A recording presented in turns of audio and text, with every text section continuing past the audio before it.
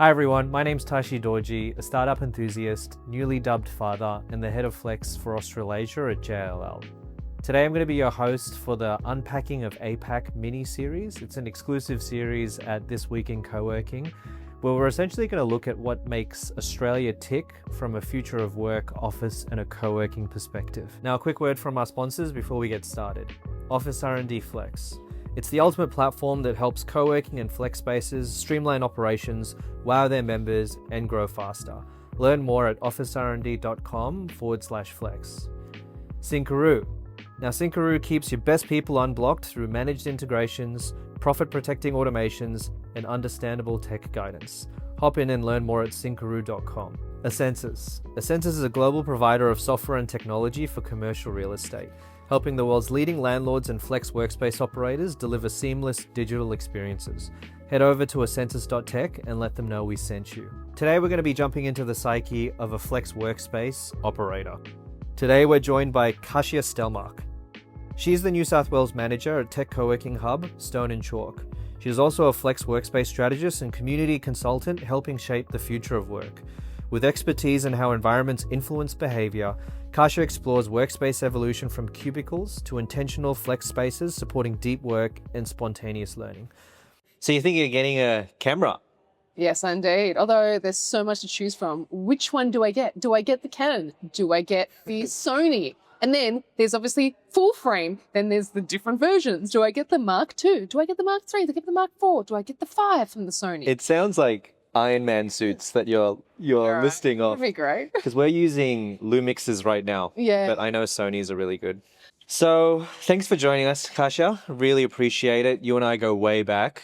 And you've actually been in flex and co-working way more than I have. Really? No. That's not true. I think so. I think you date back all the way to the very beginning of the TankStream origin. Yeah. I think I started my two-space journey maybe around then, the two-space co-working startup. But you've been a big part of even guiding me to where I am today. So I really appreciate it. And I really appreciate your time.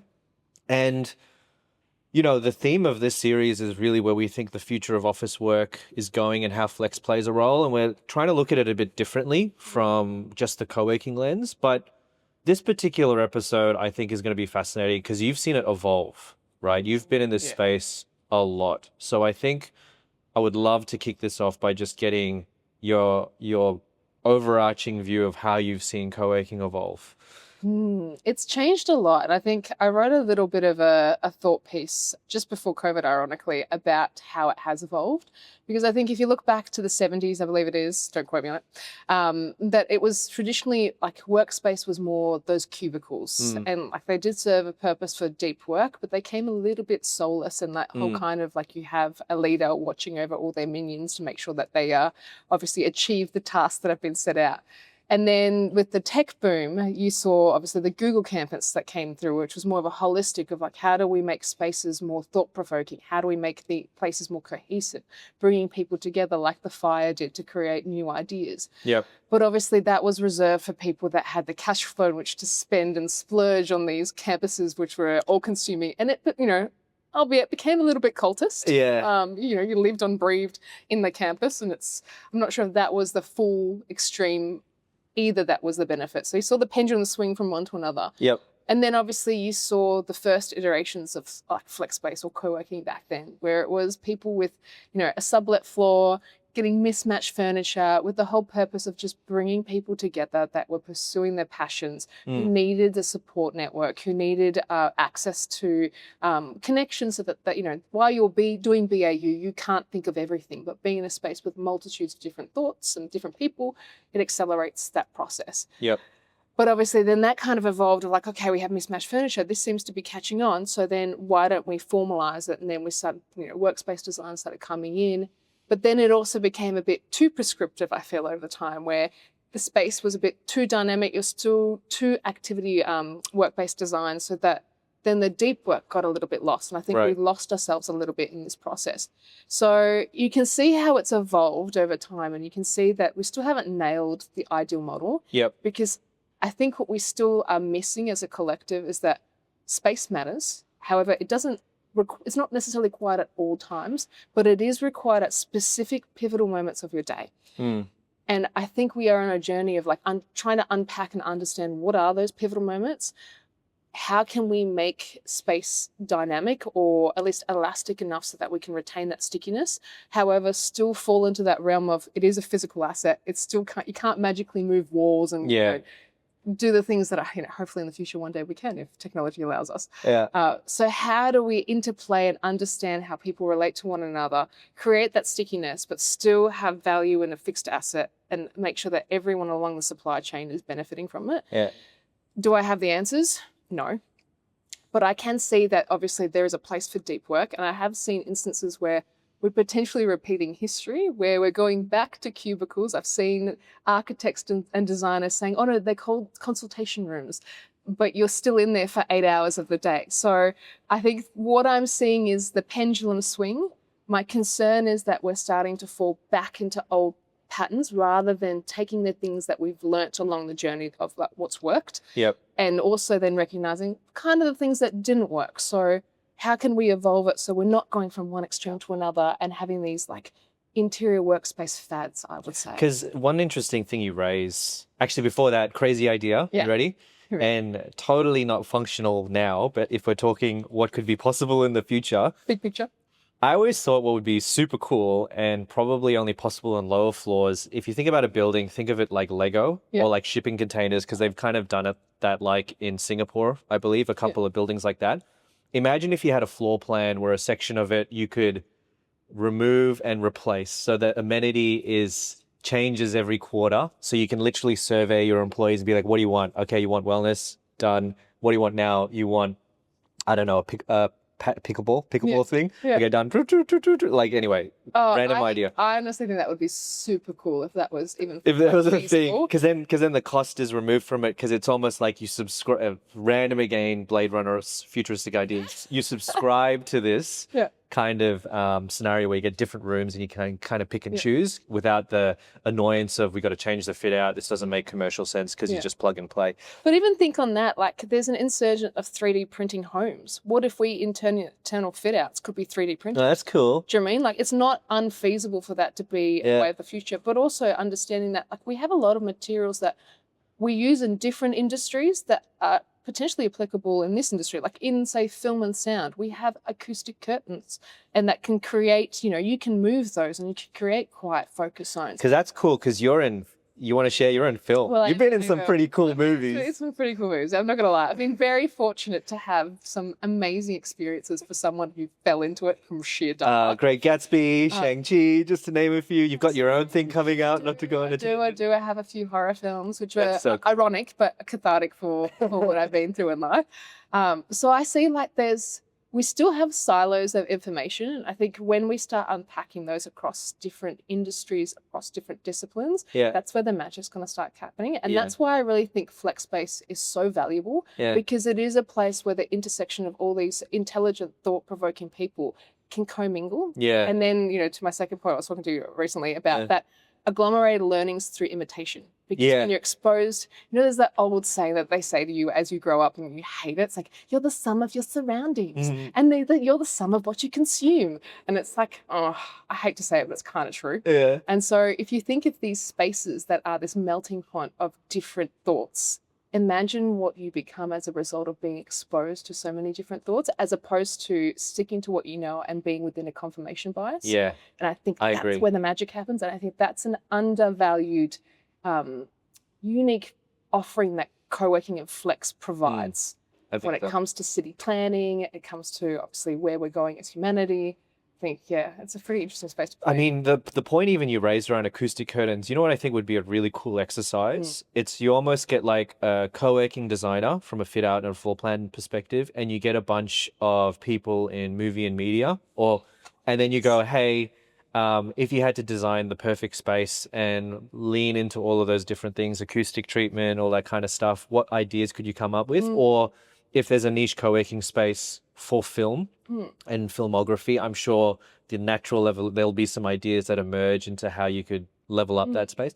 Think of like film sets. They make all of these worlds and they move them around. Yeah, Do you know what I mean? exactly, Which is kind of what we're trying to do. We're trying to make Workspace applicable to all these different disciplines, but move it around. Yeah. So I think there's something in there because they build something up, they pack it down, they rebuild it, they put something else on. There's something in that yet to be I almost learned. feel like we should do a separate podcast unpacking exactly that. Hey, what do you think? How do you think we could borrow disciplines from there to design a workspace of the future? Because you're totally right. And I can't remember what movie it was, but I saw like when they used to do film almost a century ago, it would be like instead of big movie studios where they control everything, they'd be out in the desert and they'd have like 52 sets kind of built like almost like makeshift things, and they'd have different films in each one. Yeah. So they could borrow from each other. Yeah, exactly. You mentioned the Google campus. I've just got a random question. So 10 years ago, I used to do some stuff with Google. I think 15 years ago, we were the first, and this was even before my co-working startup, when I was in like sustainability and rainforest protection. We worked with them on their Google Glass launch in Singapore. We had the rights to do that. And so I was on the campus a lot. What I found really interesting is that office, to your point, was designed to keep people in it. Yes. Right? Because they wanted, like, you know, to cut it short and to be transparent. They didn't want people to leave, so they would work. They also wanted to live and breathe the ethos. Yeah. And they wanted to really embed it in, I think, their sense of self. Yeah. That, you know, once you become a Google person, you live and breathe Google, and it applies to every aspect of your life. Yeah. So they want to make it as comfortable that it can ingrain itself. And I think the solutions are trying to ingrain themselves and become comfortable in every facet of life. So my question is, if the Google campuses back then were designed to keep people in, does the design thinking change if it's less about keeping people in, more attracting people? Yeah. You know, because it's same, but different, you know what I mean? So like even now, and I remember speaking to a Google workplace consultant almost like only 2 years ago, a year ago, and the theme is like, we need to make our floor plates more sticky. Yeah. Right. Which is kind of like keeping people there, but they were still racking their brain about how do we get people in. So I'm just curious to see if you've got any thoughts on, is it the same thing? Is it different? I think it's same but different. Yeah, yeah. Because I think the common terminology back then is what was, you want to make the building sticky. Yeah. But now I think everyone's switched to the concept of we want it to be elastic. Right. So elastic is a great term because catching up with a couple of landlord clients of ours, they're starting to describe their buildings as elastic, or they're trying to aspire to have elastic buildings because it's all about being flexible for your tenants. And this is where co-working and flex comes in, and all the other amenities like food and wellness. So it's really funny and serendipitous that you use the word elastic, because that seems to be the new word. It is the new word. So I think it comes back to the whole point of all these, like, there's a lot of kitsch words in this industry. Yeah. So there's like, you know, first it was co-working. Now co-working is a bad concept. It's flex, and then flex was a bad thing. And then there's serviced offices. Oh, we're not serviced offices. And then it was all about, we want to make buildings sticky, but realistically we want to make them elastic. So we want them to be dynamic. Yeah. And I think it's a point of essentially us just trying to figure out, like, what do our customers need and how do we better service them? Yeah. But also what is within our subset of control, because there's only so much at the moment we're capable of doing with our buildings. And so making them sticky is, I think, a little bit intangible. It's more about that experience, that like guest experience. And I think it's the industry wanting to root itself in something tangible, which is, well, elastic means that we can move things. It's fixed more to the asset.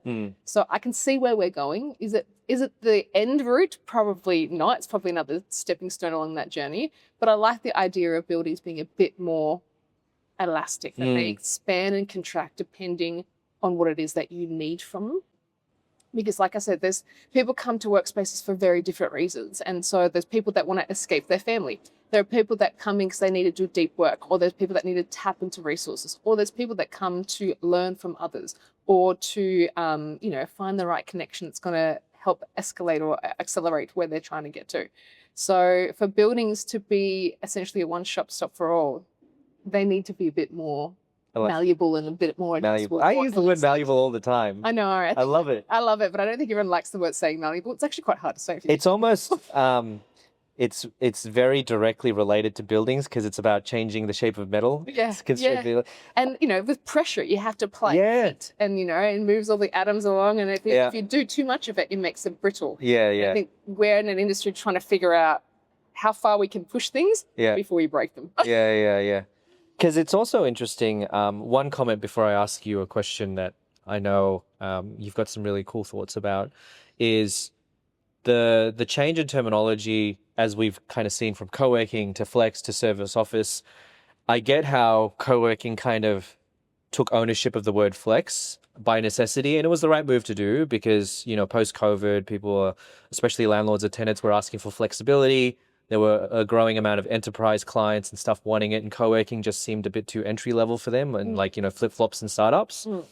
So we're starting to see when we speak to a lot of owners going, hey, we don't want co-working, we want flex. There's almost this distinction happening between the product offerings. Co-working being, there's a lot of desks underpinning the business case. So even if you need only a certain amount of bookable spaces or amenities, it's going to come with hundreds of desks, which a landlord may not want because they're only trying to answer certain tenant needs. Flex is now, it's almost like the landlords are trying to take ownership of it again. Well, not again, but like the original term of it, because when a tenant asks in their building for flex, they're not asking necessarily for, we need you to put a co-working operator in there. They're literally asking, hey, we need some bookable spaces, an event space, maybe a couple of project spaces, a nice lounge, but we don't need all of the private offices and the desks that come with it normally. That's all we need, because in this current market, most co-working agreements are being put forward as a management agreement structure. There's still lease deals being done because, frankly, even when you pop the hood and you look in those commercials, a co-working operator will always make more money under a lease arrangement because they're, essentially taking that profit. But under a management agreement, investor suddenly goes, well, there's a certain element of risk under this variable income. We want the advantages of flex, but we don't want the risk of putting 2,000-3,000 square meters of stuff in our building under an MA. The question was, coming back to the question, is what do you think the impact of working from home, cost of living, even more recently, and we're seeing it in Australia as well, like youth crime and all that kind of stuff happening is there a correlation or? I wouldn't be surprised if there is. And on the basis of the fact of we all hail and think that working from home is the savior. But the reality is that both parents now have to work to support a family. And that means that there's not someone nurturing an individual that you may have grown. And so who is? And the reality is it's not schools, because schools don't have the resourcing to do that. They only have a subset of a curriculum that they can educate. And, morality and a lot of these intrinsic self-values and worths come from the surroundings that you're exposed to as you develop as a young person. And what I'm concerned is that when you work from home and again, you have that little bubble, it creates a confirmation bias where you don't have exposure as a young person to other elements that could influence and inspire you to think differently and to reach for different aspirations. I think as a parent as well, I think it doesn't help our mental health. So I think there's a correlation with mental health crisis, youth crime, because if you're insular and you're only focused on work and that is predominantly what you need to do to survive, your sense of self wanes. I think that's not healthy. And so I think flex, co-working, whatever you'd like to call it, does have actually an important role where I think it's now surpassed what used to be like the community centre or the library, where people used to use them as conjuncture points where they'd come together and seek resources and knowledge and things outside of their core subset of exposure. And so I think as the pressure cost of living continues, my theory would be that our spaces that are these flexible, however they iterate, become more and more important.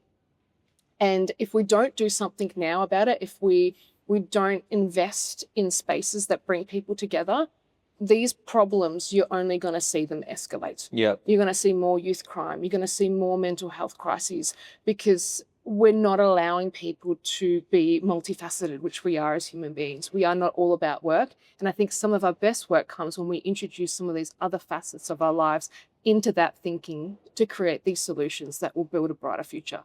And so I do definitely think that there is a correlation with more working from home. I don't think working from home is good or bad. I think it's a tool within the mix of workspace. And like I said, spaces required at pivotal moments. There's probably moments where it's increasingly important for you to be at home. But then like anything with any tool or any thing that you consume. If you consume it to excess, it becomes unhealthy. Yeah. And I think if you consume remote work in excess, there are going to be some negatives and unhealthy results and correlations as a result of it. The same thing if you live and breathe on site in a workspace. I think there are some unhealthy connotations there. So I think it's all about, like a doctor would say, it's like you can have everything, but you need to have it in moderation, and you need to like self-manage it. So I think there's definitely a correlation, and I'd be so curious if there's someone out there that is starting to map this to see what has changed over time. And as the demands of work escalate, and unfortunately I think it's going to escalate more until we get AI and all these other services to a critical mass where we've nurtured it enough to be more helpful than harmful, because it is a tool. But our demands and the way that we work, I don't think there'll be this concept of like you start work here and you end it here. I think they're all going to marry at some point. I think so. I like that resonates with me on a deep level. One, because I have a 15-year-old son at home and a newborn son, Madden and Logan. And I do think if they didn't go to school and just were from home, there would be major confirmation bias because I've got very strong opinions, and so does my wife, and that would definitely trickle into them. And it's funny that you were talking about libraries and stuff. When I actually go around, even locally in our local area, Hornsby, and the libraries are starting to get packed, man.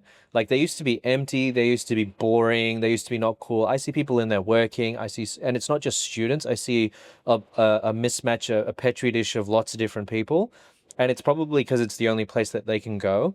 It'd be really interesting, to your point, whether there's an understanding of, okay, Flex is contributing to the social element of this area or city.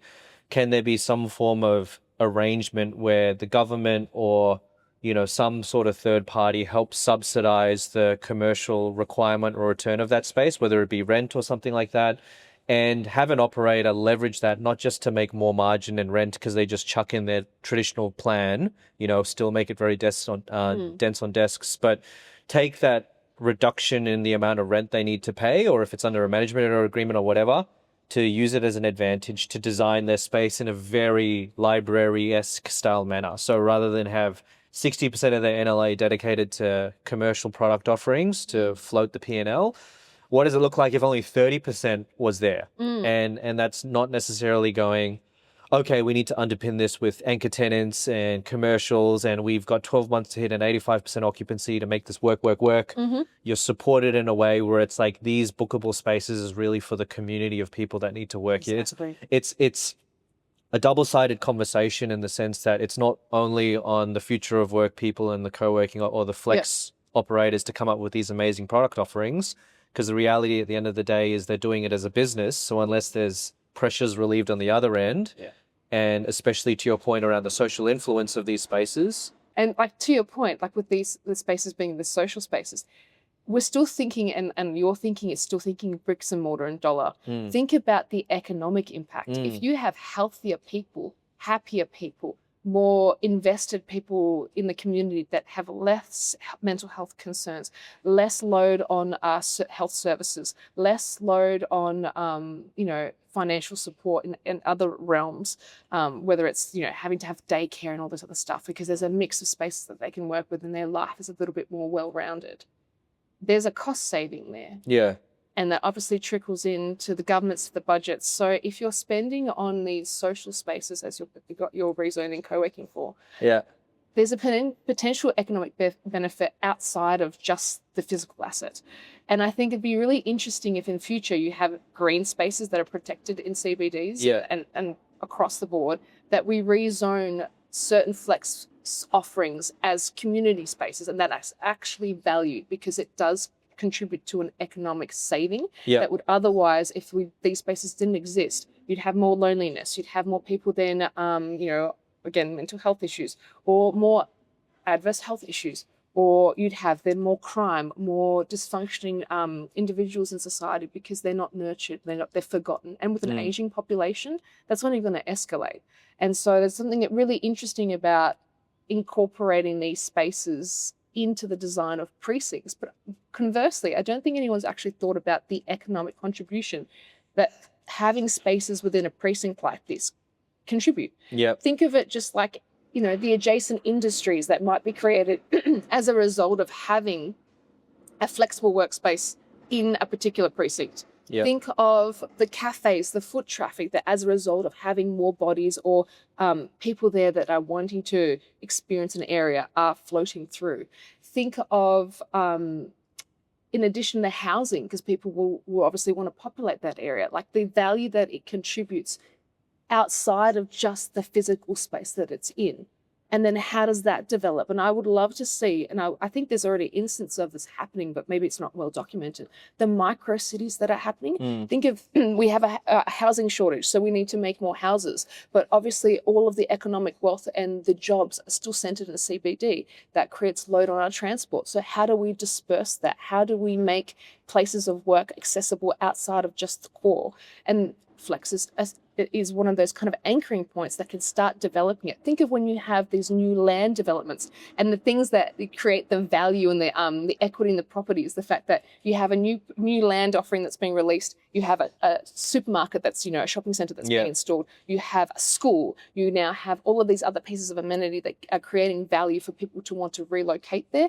Think that Flex might even be now a new element in that mix that now makes those new developments have that increased equity. So even in a residential sense, I don't think anyone's mapped the value that these spaces are contributing. Yep. And it would be really interesting if someone were to do that, because the economic benefit outside of just the asset might surprise us. I think you're onto something there for sure, not just because it logically makes sense, but even the canary in the coal mine for that style of thinking I'm seeing is that certain developers, even within the Australian market, are seeing that kind of village approach vertically within their buildings. So, you're talking about schools, you're talking about retail, you're talking about all these different areas, libraries. When you're looking at a neighborhood almost, it's already happening for buildings when people are even thinking from a selfish commercial valuation perspective. So I'm seeing assets being erected where it might be retail on the ground floor, hotel in the bottom third, flex in the middle, wellness, a library or communal space, and then commercial on the top. So that's the approach that's being taken now, especially in this current market, from a selfish angle within a building. So it's almost like within that ecosystem, if that's what's being required to create a healthy asset, so you're also not relying on a sole source of income from a particular product. Diversifying your portfolio. Exactly. I can see that easily spilling into like a precinct way of thinking, and it already kind of is in a precinct. It's just that when it's a specific building with a certain developer or private wealth, it happens. Whereas there's a lot of hurdles, conversations that need to happen. Yeah. One interesting thing, we're working without naming them because we can't announce it just yet, with Airport Group, where we're delivering Flex as part of their business park precinct. And it's fascinating because we were able to do some really cool shit within that Flex space, because the way that area is valued is as a precinct, because it's an airport. It's not on that particular building. Whereas under a management agreement, traditionally, if we were going to take even 10% of that building, that asset within the precinct that we were going to put Flex in, the value of that asset would be directly correlated to even that 10% under variable income, even if they take the haircut, where because it was on part of a precinct, it actually contributed positively to the value of the precinct. Because I know I'm going down a commercial real estate tangent, but because the point of the Flex was for them to suddenly to be able to target short, medium, smaller customers, because before they were only be able to target 5 to 10 year large customers. So then suddenly it turns into you're protecting yourself, you're hedging against Flex to a degree, which is funny because there's a lot of positive movement towards Flex, not necessarily because people believe in it and they're trying to be innovative or blue sky thinkers. It's hedging their bets. It's defensive spending. Portfolio. They're defensive spending. Because as we all know, like the rule of thumb is like if 1 out of 3 investments turn out, that's a good turnout, right? Yeah. So we're out of the 1 out of 3. Yeah. Probably. Which is why, and not to poo-poo on some of the big co-working voices out there, but when you go full co-working and push only co-working, I unfortunately think it discredits you a bit within the commercial real estate community, because you've got investors, owners going, what are you, crazy? You're asking me to underpin my $100 million valuation asset to a variable income model?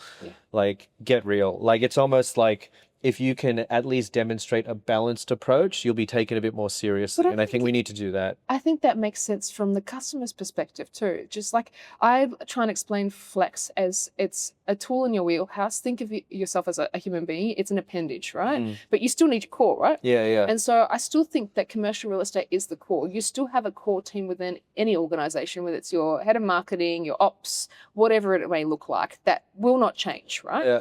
But depending on project work, depending on the direction of an industry, a business, you may flex out, you may contract. And how do you then forecast for that? Because previously you could do a 10-year plan, right? Yeah. Now, more often than not, you're lucky if you do a 3 to 5 year plan and anything along that trajectory works out, especially after COVID. Like, explain that to me. So you will always have a place for commercial real estate. And so if someone were to go full flex and say, oh, no, I don't need it, like, that is also negating the fact of how businesses are structured today.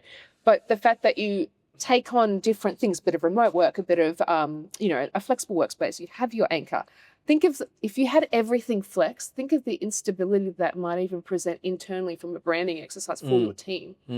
Like, do then people feel like they're stable in their work if they potentially can be removed the next day? If you have a core, it gives some kind of, I think, subconscious bias again, that your business is solid and it's going somewhere. And I think that's what a commercial fixed space offers subconsciously to people, irrespective if you have flex or not. If you remove that, I think there's some kind of uncertainty, which certain individuals thrive on. I do, hence I'm always in the startup and in the tech scale up kind of space. I like the people that can break and malleable and change things.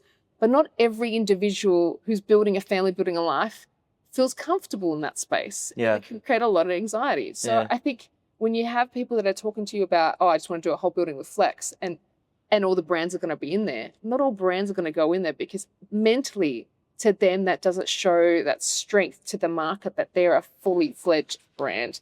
Stable. And you can, little intricacies that I've seen it work. Let me clarify, the full building can work if it's a small building. Exactly. I've seen that too. True. Not when it's a massive commercial real estate. And I'm like, this is not going to work. And also when you look at a lot of the industries out there, they may appreciate an element of flex, maybe 10% of what they need, but for security purposes, for their style of work, they need their own space, they need their own location. But on that topic, because you're really driving what's happening with stone and chalk. I don't know if I'm really driving, but I'm contributing to it within Australia. And from my understanding, unless you want to update and re-educate me, it's a fintech and a technology focused. So it used to be fintech. This is the fun thing about stone and chalk. Fintech, financial technology. So the brand traditionally was financial technology, and in its heyday, essentially, which was, I think, early, 2012, 13s, around that kind of when Flex was starting. Around that time, fintech or financial technology was contributing about $5 million to the economy. Interesting fact, as of last year, that grossed to $43 billion economic contribution to the economy. That was one industry in tech that was novel at the time, that was then nurtured to scale to this level. Now, learning about that with the government support, there was obviously a light bulb moment that thought, hey, if we could do that for one vertical of tech, that was an emerging technology that, was disrupting and changing the game when it came to finance. Imagine if you did that across multitudes of different verticals. Right. And what kind of economic contribution could that provide to Australians?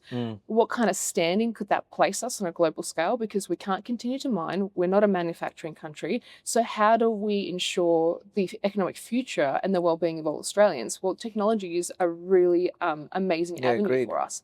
And so that's when, with the support of government across different states, we thought, okay, we need to develop a space where we can nurture these emerging verticals of tech that are really changing the game and have aspirations to changing the future in the way that we live, work, and breathe.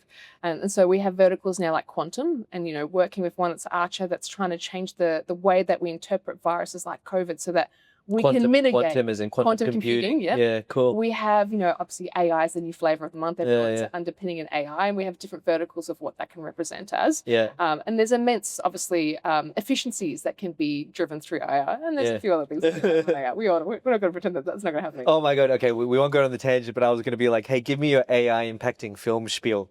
Like script writing and stuff, but no, I don't want to derail you. No, Sorry. we'll do that another time. Yeah, okay. But then we also have, industries like education technology. We have medical technology. We have interesting brands. And I don't know, most of you won't know about my background. My mum passed away from 10 years of a terminal brain cancer. We have one brand here who is using AI, using obviously the latest technology to be able to map sequences in the brain. Yeah, wow. Which can then map, the way viruses, the way that tumors and things are growing to help then ensure that people are getting the best treatments. Yeah. There's, technologies out there now that are using AI that are mapping how tumors grow and also syncing them with existing drugs that are on the market to accelerate people's exposure to treatments, even in trial, that are already existing. So it cuts through the barriers that, having to wait for a drug to go through trial, to animal trial, to human being. So there is amazing technology out there that is fundamentally changing, hopefully, the future and the well-being of all Australians. That's amazing. But also contributing economic wealth to this country. So that's the best marriage. So I'm in a very fortunate space where I'm contributing to helping these brands accelerate their growth and their runway, and hopefully getting to that unicorn stage. Because the more unicorns in tech that we have present in Australia, that can only bode good things for us as a nation. So I guess my question is, if you started fintech, right, and the communal and the activations and how you connected people was revolving to a degree around that niche, now that you've diversified to multiple disciplines of tech, has the way you've tried to connect people, because technically, I guess the underpinning foundation is they're all trying to innovate and do good and solve problems using a very fast-moving space. Like, has your approach to fostering that more diverse community changed at all? I would say yes and no. And has the space design changed, or? Yes. Right. Space design has to change because obviously now you're servicing a multitude of different disciplines. Have we nailed it? I don't think we have just yet.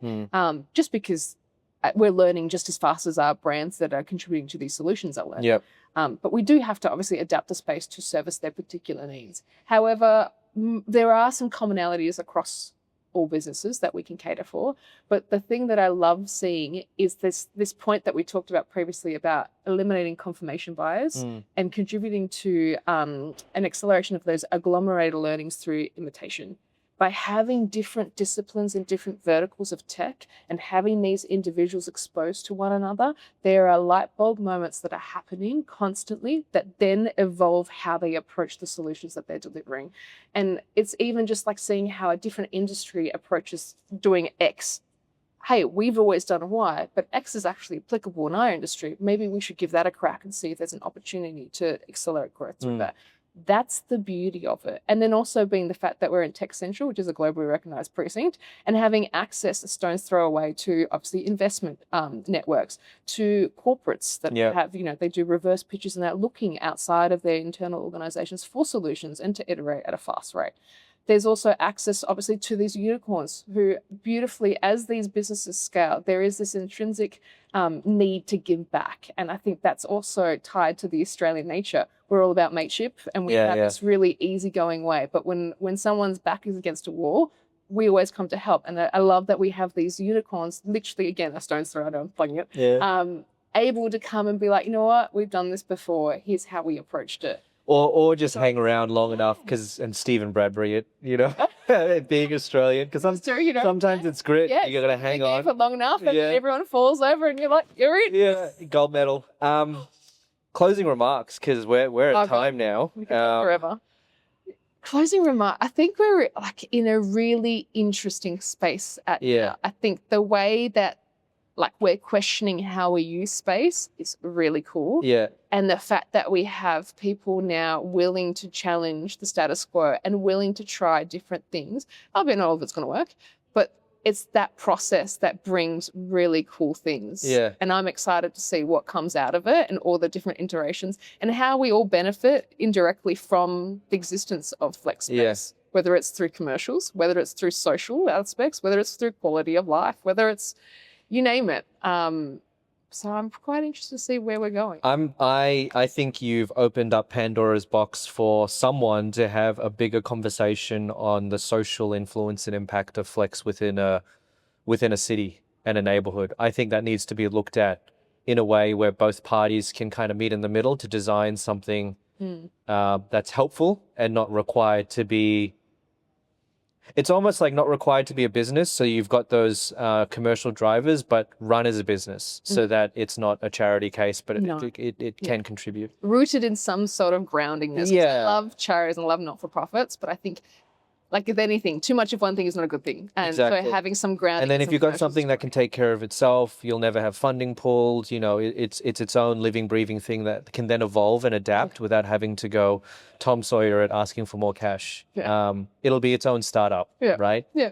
Thank you so much for your time. I really appreciate it. Shout out to Stone Chalk for the space. Yeah. Super cool. Yes, and I probably rambled, and apologies in advance. No, that's all right. I'm pretty sure these AI mics will cut out a lot of the Good, excellent. the stuff. Thanks. She's rambled. I'm going to cut this out.